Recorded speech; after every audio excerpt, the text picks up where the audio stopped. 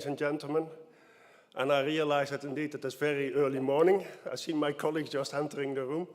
So welcome. This is the session about security and resilience in manufacturing environments, which is a new topic that we have in the work program. So here you see the agenda. I will start by giving very quickly an introduction into the program. Then, since this call was developed together with EFRA, the Factories of the Future PPP, and EXO, the Cybersecurity PPP, both Chris de Kubber and Roberto Casella will then give their view. Then Chris will report on a recent workshop. If you want to submit to this topic, I urge you to look at the report from this workshop. I think it's very relevant, and perhaps that's even one of the main messages to give now. Have a look at this report. It was only published 2 days ago, just in time for this event. So have a look at what the issues are in this domain and make sure that you address some of those issues in the report when you want to submit a proposal. And we have a few submitted presentations, and those people I would like to ask, please keep it short. We don't have much time. And having said that, let's go straight into the topic. As I said, this is called ICT2018 2019, Security and Resilience for Collaborative Manufacturing Environments. And I'd like to open with a few examples that we collected a few months ago. And actually, you don't have to look far. Just read the newspapers and you can see examples like this. This is from the Netherlands, where the Minister of Defense said that they are in a cyber war with Russia. This is a statement, being in war, that they haven't said for 10 years or so. Why did she say it? Because apparently, allegedly, some Russian persons tried to hack into the network of OPCW, the Organization for Proliferation of Chemical Weapons. And you see how it was done over there. They were in this Hilton hotel at the bottom. They parked the car as close as possible to the OPCW headquarters and had some equipment in their cars via which they could hack into the network. Now, all this was a bit clumsy, if you like. I mean, the people were arrested and they were sent out of the country. A bit more serious, perhaps, is this example. This was published by Bloomberg in the beginning of October about another alleged hack, in this case by China, by putting chips on motherboards. Since most of the manufacturing of PCs and mobile phones and so on takes place in China, they can have access to those production facilities. And what they did, and you can barely see it, this very tiny chip put on the motherboard. And where do these motherboards go to? Well, typically they were purchased by a company called Supermicro, one of the biggest suppliers of motherboards for servers in the US. And they supply again to companies like Apple, Amazon, and so on. So via this little chip, these people who were responsible for that could have access to some of the communications taking place on the motherboard. And in other words, this was a hardware hack. Typically, it is a software hack. Here it is a hardware hack. Another example, June 2017, NotPetya, one of the famous worms and viruses in that period. Here are some figures of the cost that occurred because of this. It started in the Ukraine. It was put in a small software house, put on the servers of a small software house, and from there it spread across the world. The link at the bottom is to a Wired article which gives you full details about the cost of this virus, especially for the company Maersk. And here it is estimated Maersk had 300 million euro cost because of this. So in other words, it's not peanuts, it has a real effect on the real economy. Now, a lot of that could have been prevented. And then you see, let's say, typically human issues like caring about your bonus is more important than making sure your company's IT is properly secure. Will it happen again? Probably. So here you see a statement, and I think the microphone is now down. No, it's good, okay. So here you see some statements about whether this could happen again or not. Again, this is a quite interesting article to read, and yeah, I would urge you to have a look.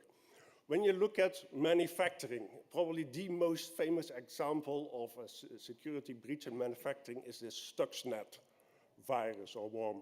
This was developed by, allegedly, the US and Israeli security services. It targeted especially Iranian uranium enrichment facilities, and it was very advanced. It looked only for uranium centrifuges. So when it entered the computers responsible for the control of uranium enrichment, it made a connection with the PLCs, the programmable logic controllers, attached to those computers, and it could modify the operations of the PLC. What did it do? It made the centrifuges spin out of control. So they were spinning too hard, and therefore they broke, which was a very effective way to damage the Iranian uranium enrichment program. And you see here some statistics about how effective it was. Of course, there have been some reports about what companies are doing in cybersecurity. This is an example from a UK study where they interviewed manufacturers whether they had suffered from a cyber attack. 50% says no, 25% says yes, but we managed to contain it, and another 25% says yes, and we suffered financial losses. It is generally expected that this number of 25% saying that they had losses is on the low side. Now, why is this relevant? Especially when you talk about digitalization of industry. 91% of companies want to invest in digital technologies, but these issues, the cyber vulnerability issues, prevent 35% of companies in really investing in these technologies. So, where does this leave us? In the past, there were attacks to get data, to get money, and now we see examples where even lives are at risk. You can switch off your computer, but how are you going to switch off a chemical plant? In the past, it used to be teenagers from their basements trying to hack into your servers. Now it is state-funded operations, and so on and so on. In other words, we have an issue, so we need to try to do something about it.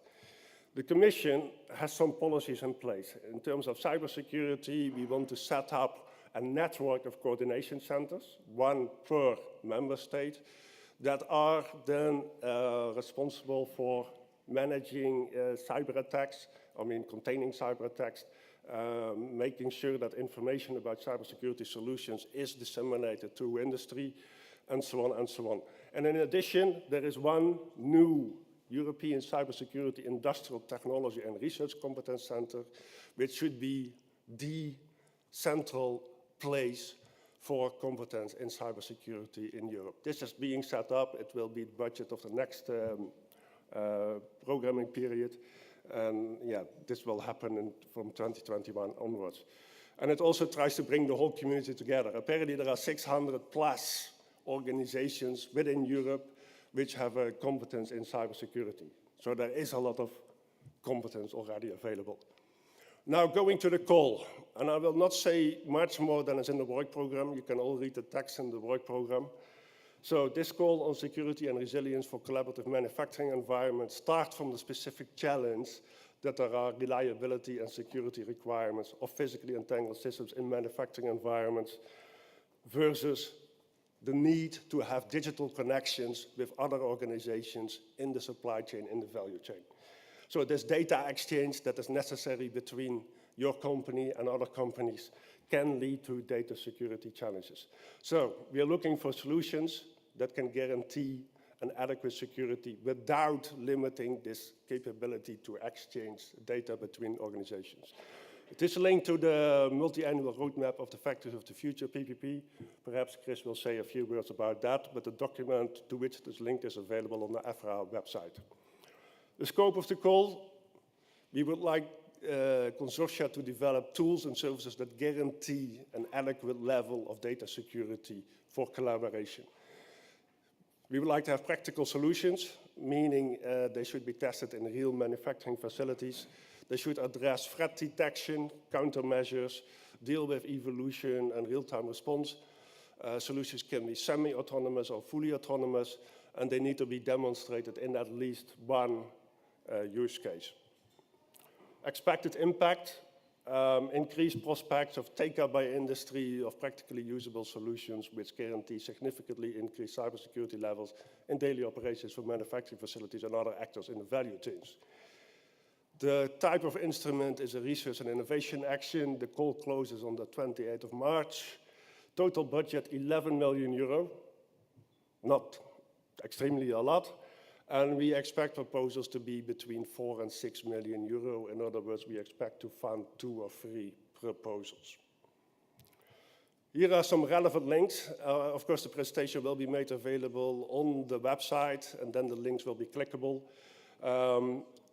There will be a webinar for proposers, probably in February, maybe in March, where we will give more information about this call. It's more or less the same presentation as this one, but in a bit more extensive version and with ample of time for questions. There is this report, workshop on cybersecurity for manufacturing environments that you should really have a look at. And there are other links as well. And with this, I would like now to hand over to Chris for his point of view from the Factories of the Future PPP. Thank you, Arjan. Please.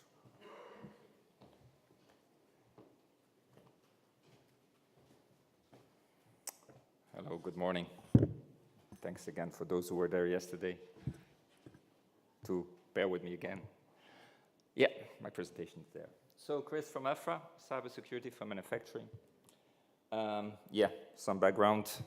Factories of the Future, the PPP that started in 2010, focusing on manufacturing, funded directly both from the start, both from DG Connect and DG RTD.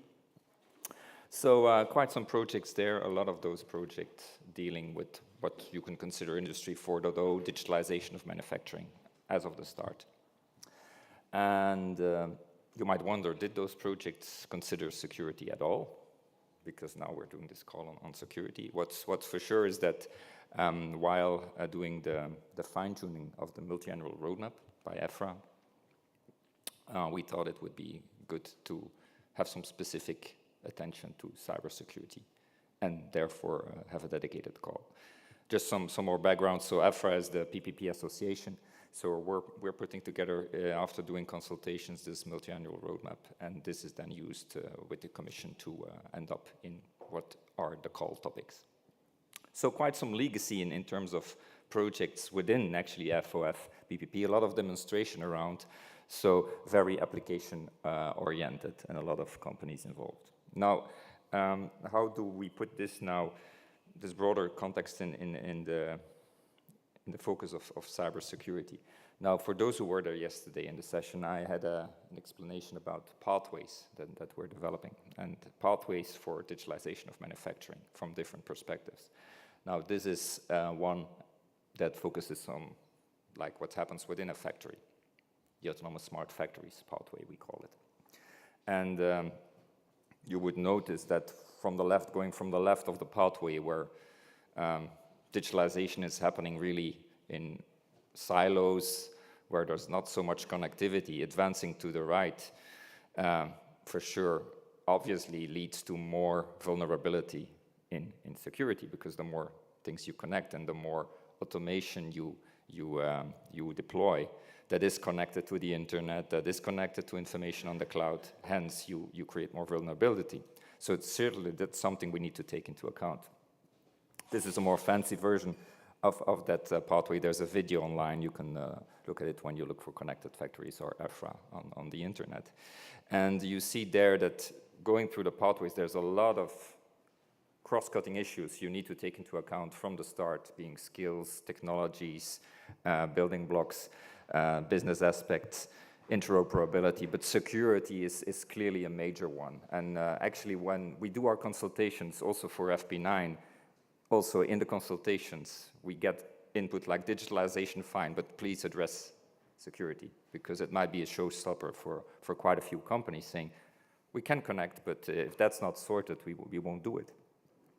Now, I provided the context of the factory level, where also clearly you don't want hackers to get into your machines to the shop floor levels just by the fact that they're connected, maybe even putting a USB stick in the machine for servicing. So it's not all the time related to the, internet connectivity, industrial Internet of Things. It's also about people walking around within the factories, putting devices in there and making some errors that can create mistakes. The value chain aspect that was also mentioned by Arjen is very important. Clearly, if you do digital supply chains, you have to deal with other companies that might have other security policies or people with other visions on security, and you have to deal with that. So we have another pathway that says, well, there's dynamic supply chains and digitalization. For dynamic supply chains is, of course, a vision, but there also, if you don't deal with security, it could be a showstopper. And a cross-cutting kind of, or an overlapping kind of pathway is the one on product services. We talk a lot about product services, but again, if you allow many service providers to connect to the products and to machines to do services, again, you have to deal with this security challenges. Now, in the Connected Factory CSA, which is a CSA that EFRA has been initiating, we have a specific kind of cross-cutting chapter on security. And Ulrich Seldeslags, who cannot be here, is kind of the coordinator from that area on security. And while we were in touch with projects and looking at what's already there in terms of cybersecurity, and while we were developing the pathways, actually Ulrich came up with this draft pathway to really also have kind of a low level of addressing security and advancing it more to the right, which maybe even can map on top of the other pathways. So really we want to give a perspective not only of, what's out there, but also how to deal with it. And that relates then also to the report. Therefore, I take some time. I will also, with respect to the report, I will come back to the report. I have another slot for that, but here I make the link to that. So you can find more information about these issues, about what we did with previous projects, ongoing projects, on the EFRA website. So there are some links that actually were presented by Arjen. There's more stuff that we did also together with projects, presentations that are available, sessions on security with some projects. So just make sure you get the information. Well, the links there were already mentioned by Arjen. Also, the workshop on 15 and 16 of October could be relevant. That's it. Okay, thank you, Chris. And Chris will be back later, as he said, with a report of the workshop on October 17. So now I'd like to give the floor to Roberto, who is from EXO, this is the private part behind the cybersecurity PPP, and he will give his view from the cybersecurity PPP. There is a timer running. Yeah. Good morning, everybody. Thanks so much, Arjen, for the kind introduction. There should be some slides appearing quite soon. Yes, thank you so much. So actually, I work for the cybersecurity PPP, and that's the last one. The big one, right? Thank you. For the cybersecurity PPP, so it's been created. It's pretty recent PPP. We have been created like a little bit like 2.5 years ago. So, but we are growing very fast. So right now we are 247 members, covering all the different actors, including national public administration, SMEs, large companies, RTOs, and so on. So I believe that these slides might be available after, so I will skip some of the content and just give some pointers here. So just to, as I mentioned before, so we try to cover like all aspects, including like technical priorities related clearly to cybersecurity, but also not technical one, like education, training, but also trying to develop the cybersecurity ecosystem, and clearly also working with SME that represent like 96–97% of the workforce in Europe, so mainly for the innovation aspect. So we have like 6 working groups, and why I'm showing this? Because these are all relevant, for the Industry 4.0. I'm not going to go into detail for the content of each one of the working group because there is no time, but just to give some highlights, working group 1 focus on assurance, evaluation, verification, so that are very important when we need to measure the strength, the security strengths of components that needs to be integrated. Second is related mainly to the market development and investment. The third one addresses specifically Industry 4.0, and then the rest, there is support to SMEs, education, because we need to have people with the right skills that handle the tools, and the sixth one, that is the STRIA, that is the main driver of the PPP that with the European Commission. So the main two documents that I would like just to point out and for you to look at, we published like in 2017 an EXO Strategic Research Innovation Agenda that lists all the different priorities identified by the private sector, and there we have a specific chapter for Industry 4.0 and industrial control system. I would say that there are a lot of inputs that can be taken also for what concerns basic technology like transporting components, addressing the supply chain that are very relevant for Industry 4.0. In addition to that, there is a specific report that has been published also with respect to the needs and requirements for the vertical sector, in this case, Industry 4.0, that is available on our website. So just to give you a little bit of highlights, so these are all important elements, in particular, like Chris highlighted that for 2019, that is going to be like for the Horizon Europe, a lot of investment like in cybersecurity, and also Ariane showed all the different attacks, and then the creation also this European Coordination Center. So there is a lot of attention with respect to cybersecurity, and here I would like just to stress some of the major global issues. Clearly, we are going to have impact not only for the industrial sector with respect to digitalization, but also for the society, economy, and the political level. Digitalization is very important, and here we stress the impact of SMEs, that where cybersecurity is not yet maybe well digested, and I would say also by large companies.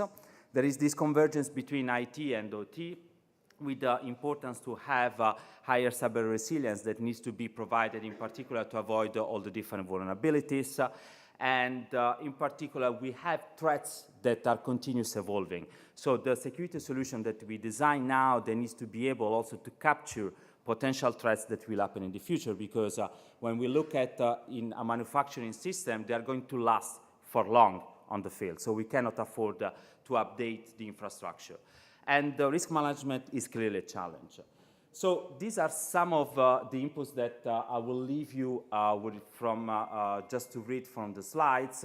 And I would like just to stress on these kind of challenges. So there is like the convergence between safety and security. We have like the massive usage of industrial IoT nowadays. There is the issues with respect to intrusion and anomaly detection control system that we have to deal with. Another important point is really the management on cyber physical threats. So this is very clear, very important, and also given to the link with all the new technologies that are being integrated in Industry 4.0. And other aspects that is also the human factor that is also important to consider, and addressing the value chain. So these aspects, you find them in the report that I showed before, so with detailed explanation.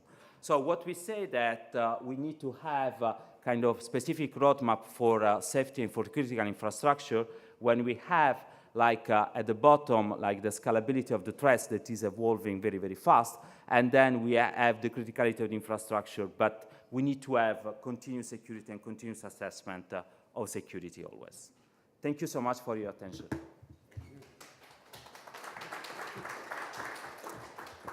Thank you, Roberto. Now we move to Chris again, back on popular demand, so talking about the workshop that we had in October. 7 minutes? Yeah, 7 minutes. Or even less. You'll make sure I do. Okay, or maybe a step back. I mentioned Ulrich Selderslags, who actually wrote the report associated to this event on the 17th of October. As said, we already had developed a history together with EXO of meeting together and doing stuff together, doing meetings together with some of the projects that are already going on. I mentioned this pathway that was in development. So really, this workshop also was kind of a convergence of actually the two communities coming together. Also the research innovation community dealing specifically with manufacturing and addressing security, and other projects more focusing on security as such. Challenges, well, I don't have to go to the details. We already heard a lot of these challenges in the previous presentations. I think I can focus on the fact that, well, you have to assume, unfortunately, that any device can be tricked, and certainly with kind of duality of IT and OT meeting, and the complexity of the operational technologies, PLCs, SCADA systems on the shop floor, many legacy systems around, it's quite a challenge. Also, considering that you're dealing with safety critical systems. So there's another tolerance level in terms of what you can bear with in terms of security. There's the human aspects involved. In terms of awareness, also in terms of human error, which, I mean, happen. It's not that we have to point at saying, see, humans do things wrong. It just happens. And somehow that the expertise on cybersecurity is also, so it's awareness, but also expertise that we have to look at. And as said, data is flowing across company borders. So clearly, we have quite some issues there, supply chain issues, product service issues. So we had a workshop that dealt also with what's happening in projects already. So there's quite some information available there. A pointer there that I would like to make is that we see that a lot of those developments are dealing with open source components. So for the future projects, it's important to know that you would be able to reach out to projects that have actually already technologies or components around in open source. One pointer there in terms of state-of-the-art, also with solutions that are available commercially, that it's all about combining technologies in the right way. There's many methods and approaches around. The point is to see what fits in industrial environment and how to combine them properly, and this way you can actually already cover a lot of the requirements. But innovation lies actually a lot in actually the good combination of the right components for the right application scenarios and solutions. So there is a section on gaps and opportunities. Well, operator resistance is maybe a hard way of saying it, but you know, awareness has a lot to do with it in order to address some issues.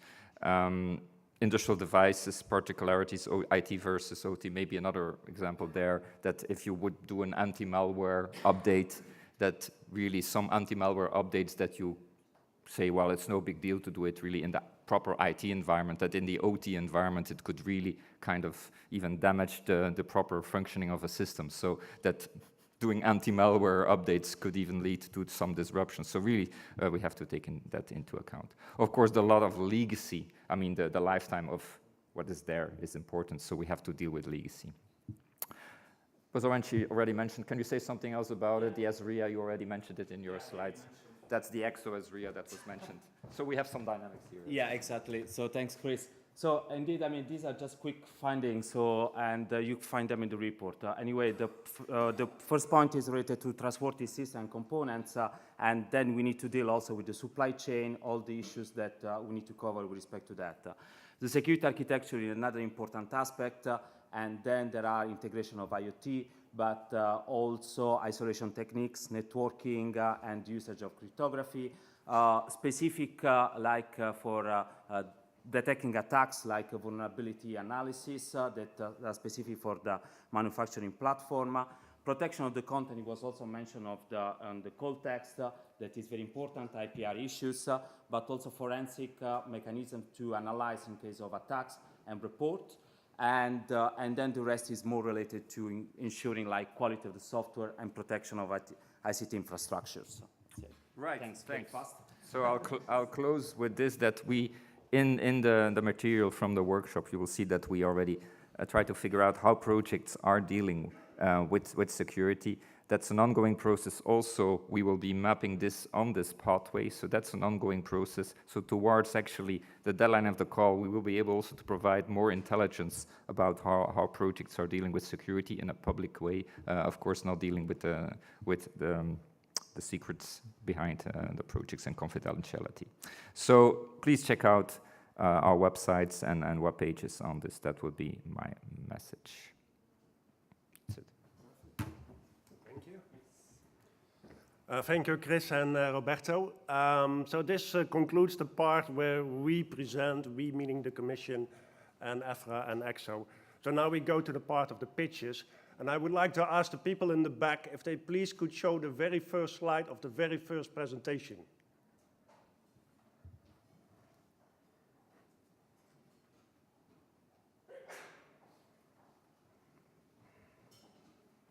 Because that one has the agenda. So the people who submitted the pitch Could they please come forward and have a seat over here? Well, yes. Yeah, please. There were 4 in total. One of them decided not to present since he also presents in other topics. I think there is one person missing, maybe from Brest State University. Is there somebody here from Brest State University? No? Well, you have more time then, so. Okay. Good. Then you each have 5 minutes, and we start with, you're from Eurecat? I'm from Eureka. We start with you. Okay, Yeah, thank you. please. Thank you. 5 minutes. Yeah, I will try even to go faster. So while the slides come over, let me present myself. I'm Mónica Caballero. I come from Eurecat at Barcelona in Spain. And I'm from the Public Programs Department, and I'm dealing and covering with the security area at Eurecat. So can I see my slides? Is it possible? Okay, just wait a minute.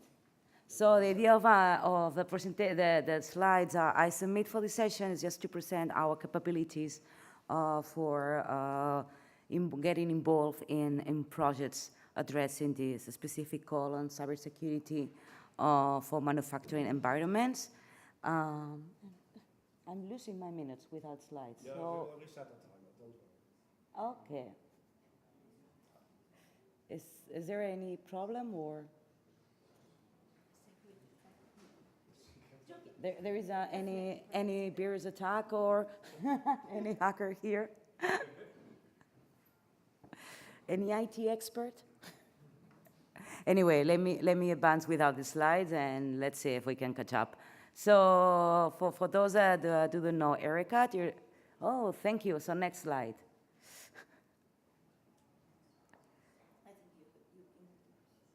I can do it myself. The green button, the big one. The big one, yes, thank you. So and sorry, and apologies for this. So for the ones that don't know Eurecat is a technology center, as I said, in Spain.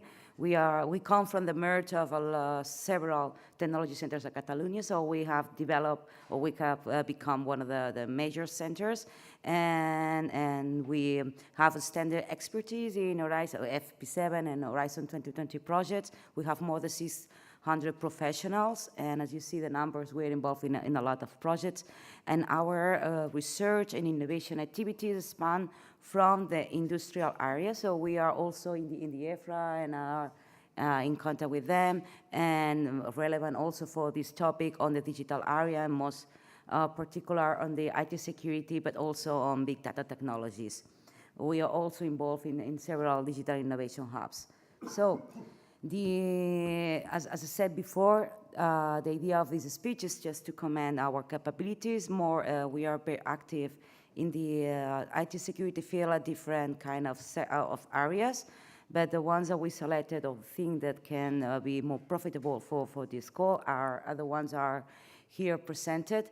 So we think we can contribute with our expertise on developing solutions and algorithms of cryptography algorithms, like more specifically homographic and lightweight cryptographic algorithms for all the, especially for embedded systems, and we have experience in industrial, IoT, or also in medical, but in this case, I think it's more relevant in our expertise in industrial.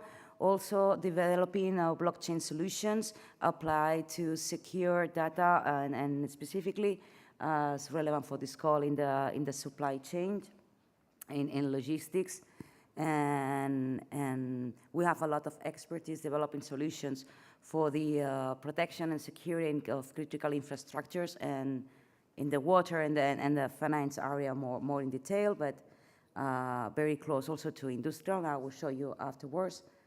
Also on developing solution security, immune systems, and also artificial intelligence-based systems for these IoT environments. And we have also developed deep learning and machine learning-based solutions for threat detection, for managing even the infrastructure can be secure, how to detect this, and also some forensics algorithms to analyze the threat afterwards.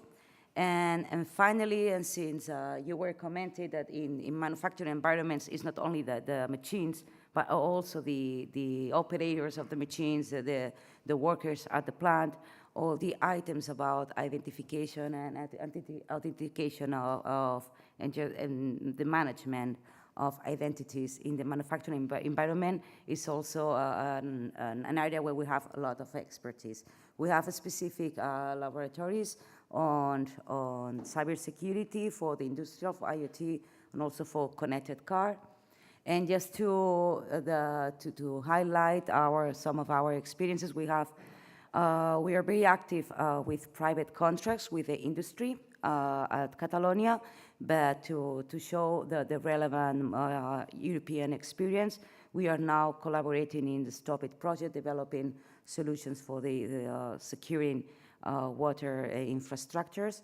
And also in Sphere is a new project that it has just started, developing the secure technologies for the digital twins in the construction industry. And we, since our idea is to get involved in projects, we don't come alone. We have key partnerships that they will be happy to join with us. We have now released or published a joint innovation lab with Nissan.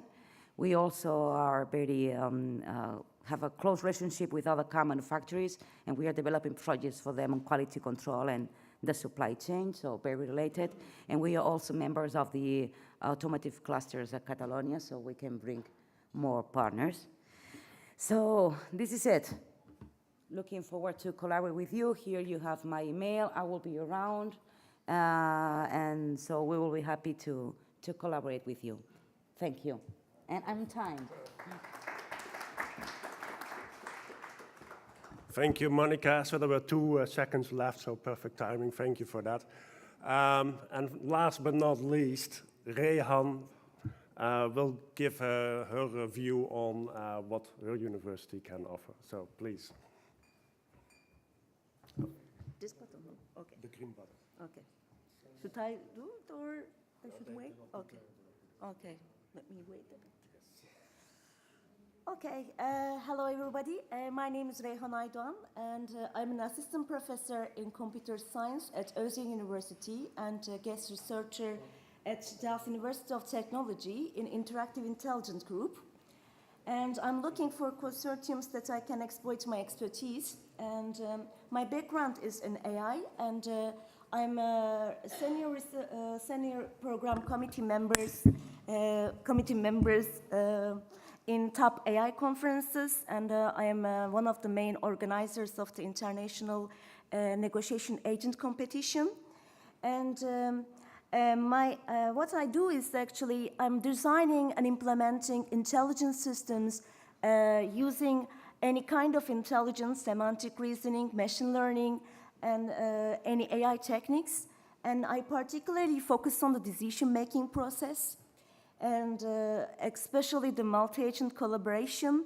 So I've worked on the automated negotiation for years, and automated negotiation is the case that the software negotiate on behalf of the stakeholders.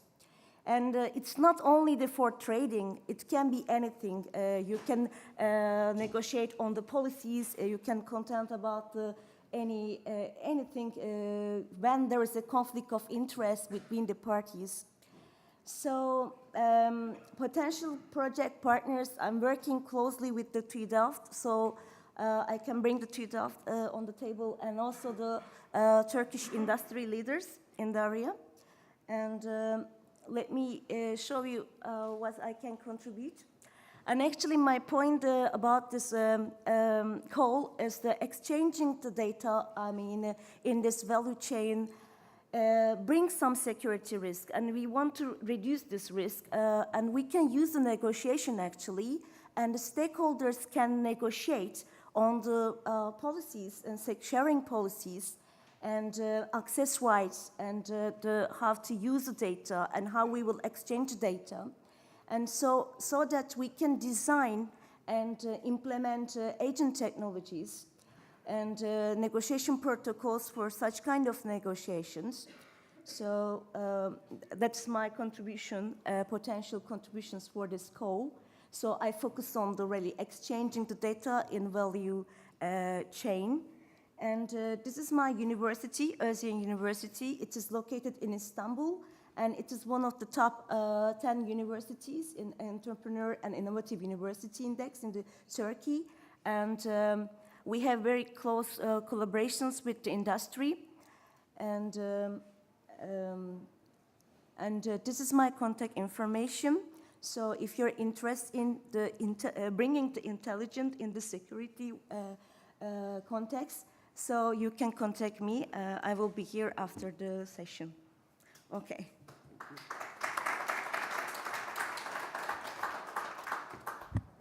Thank you, Rehan. Actually, we still have a few minutes left. So if there is anyone in the room who likes to quickly do a pitch, now is the time. Okay, nobody dares, good. Then please come.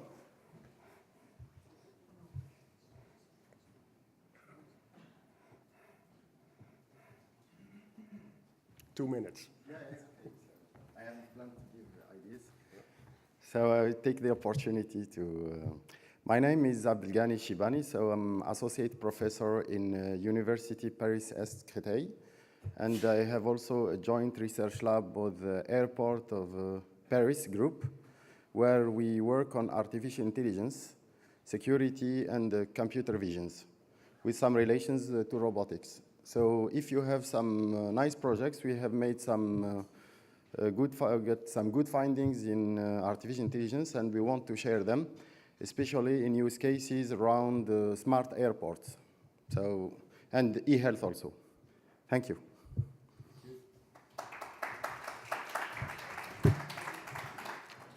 Okay, thank you for that last-minute contribution. So with this, we come to the end of the session. I would like to thank Chris, Roberto, Monica, and Rehan, and the last speaker, whose name, unfortunately, I forgot, for their contributions. If you're going to submit proposals to this call, I would like to mention to you again, there will be a webinar in February or March where you can ask questions you may have related to the topic. Also, of course, I will be around. Annemarie Sassen sitting over there, she will be around. So if you have questions about the call, please do not hesitate to contact us. And for now, I just wish you good luck in the preparation of your proposals. Thank you very much.